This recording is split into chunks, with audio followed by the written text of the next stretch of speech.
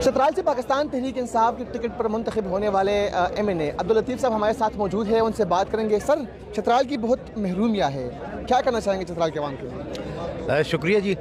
ये बात आपकी ठीक है कि चतराल की महरूमियाँ बहुत ज़्यादा हैं। उसकी वजह यह है कि चतराल KP का 20% है और उसमें नेशनल असम्बली की 1 सीट है और सूबाई की 2 सीटें हैं। तो इस हवाले से चूँकि रिसोर्स डिस्ट्रीब्यूशन जो होती है पाकिस्तान में उमूमी तौर पर वो पॉपुलेशन बेस्ड है और इसी वजह से हमारा जो पॉपुलेशन डेंसिटी चतराल की है वो दैट इज़ लेस दैन 30% पर स्क्वायर किलोमीटर।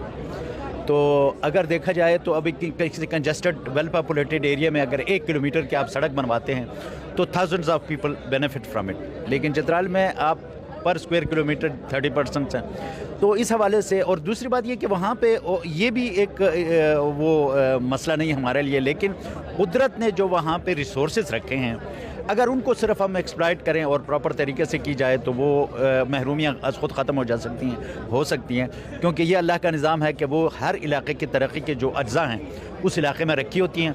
सिर्फ ये बात यह है कि गवर्नमेंट और जो लीडरशिप है वो उसको रियलाइज़ करे और उसको एक्सप्लॉइट करे तो महरूमियाँ ऑटोमेटिकली ख़त्म। सर, चतराल के अवाम के बारे में सवाल करना चाहूँगा। तलहा महमूद साहब वहाँ पर पढ़ तोल रहे थे, तरक्याती काम भी किए, उसके बावजूद भी चतराल के अवाम ने जो है पाकिस्तान तहरीक इंसाफ के हक़ में फैसला दिया है। ये सब कुछ कैसे मुमकिन हुआ? देखें जी, बाज़ इलाक़ों की एक ट्रेडिशंस होती हैं, उनकी रिवायात होती हैं। हमारे वहाँ पे भले लोगों के पास वसाइल की कमी है लेकिन intellectually they are not poor, intellectually वो बाकी इलाकों से बेहतर हैं। लिटरेसी रेट हमारा we are second in KP। तो तालीम की वहाँ पे एक सतह पे लोग हैं, बोथ मेल फीमेल। तो तलहा साहब ने वहाँ पे जिस सियासत की रिवायत की बुनियाद डालने जा रहे थे वो बहुत डेंजरस था और बहुत काबिल नफ़रत एक वो ये था कि आप 2 अरब रुपए लेके आते हैं और लोगों को पैसे डिस्ट्रीब्यूट करके उनके ज़मीन ख़रीदने की कोशिश की है। तो उस पर चतराली कौम ने रिएक्ट किया। उन्होंने कहा कि भाई ये हमारी जो सियासी तारीख़ है, हमारा जो सियासी कल्चर है, ये उसके ख़िलाफ़ है और हमारी रिवायात के ख़िलाफ़ है और इसलिए उन्होंने जो थम्बिंग मेजॉरिटी से PTI के कैंडिडेट को मुझे मुंतखब किया।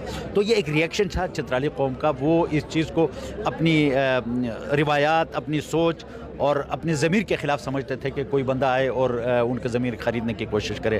तो ये रिएक्शन में भी बहुत से लोगों ने, और अक्रॉस द बोर्ड अगर आप मैं कहूँ कि बहुत सी पार्टियों के लोगों ने पार्टी से बालातर होकर हमें वोट दिया है, वो सिर्फ इस वजह से उनको पता था कि तलहा महमूद को शिकस्त देने की कैपेसिटी जो है वो तहरीक इंसाफ के पास है, तो उन्होंने भी इसमें हमारा हाथ बटाया। सर, आखिरी सवाल करना चाहूँगा।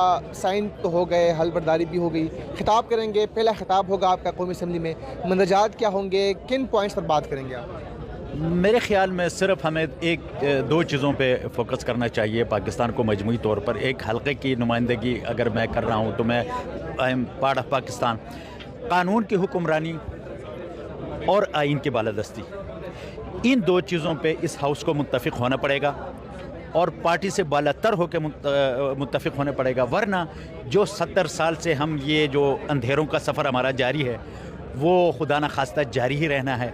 तो मैं अपने तमाम हाउस के जितने भी ऑनरेबल मेंबर्स हैं वो किसी भी उन पार्टी से उनका ताल्लुक़ हो, लेकिन एक चीज़ अंडरस्टूड है कि पाकिस्तान में जब तक कानून की हुक्मरानी और आइन की बालादस्ती ना हो तो हम भले असम्बलियाँ मुंतखब करती रहे हैं, वो कुछ भी करें, लेकिन बरामद कुछ अच्छा नहीं होने वाला।